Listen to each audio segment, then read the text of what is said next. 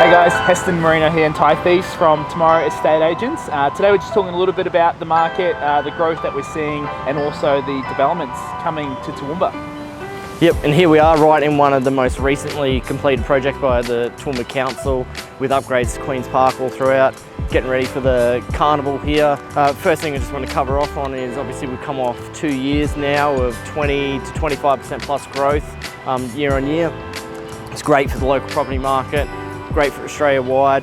The other part that we're also getting a little bit of feedback on is, I guess, interest rates and inflation. That's, a little bit of scare, I guess, in the market. Those are predicted to peak sooner and lower than what was originally there. We've already started to see long-term interest rates come back. So I think that's going to continue to allow the property market to, build.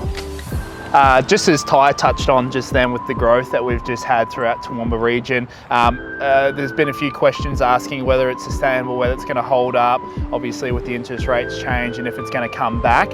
We're trying to explain to our clients that don't think about, the market necessarily plateauing or even going back 25%. When we've had, 30-35% growth, it's essentially you're not missing out on the growth that's happened. Instead of saying 35%, you've actually grown by 30%, if at all, if it has come back.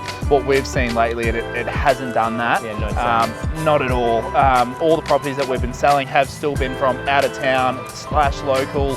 We're still seeing the same trends coming through. As long as they're marketed well and obviously you run the process properly, you should have no issues even in this current market, because scarcity does bring demand, and there is so many lack of properties at the moment it's can't even imagine to describe, including the rental market as well. I guess one of the biggest drivers moving forward is a lot of infrastructure that is still to come to Toowoomba. And all around. Obviously one of the biggest ones that everyone's already aware of, the over $1 billion about to be spent on building a new Toowoomba hospital out there out of Bailey Henderson.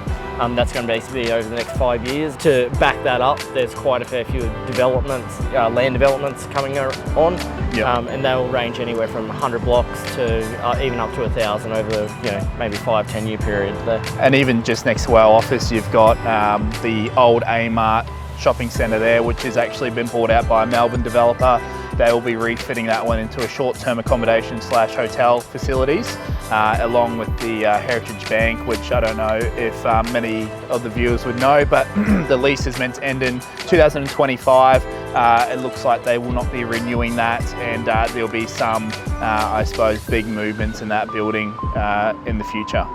Yeah, and then a couple other sort of key ones popping up as well. Bell Street Mall there on Neil Street. There's a 11-storey building to go in there.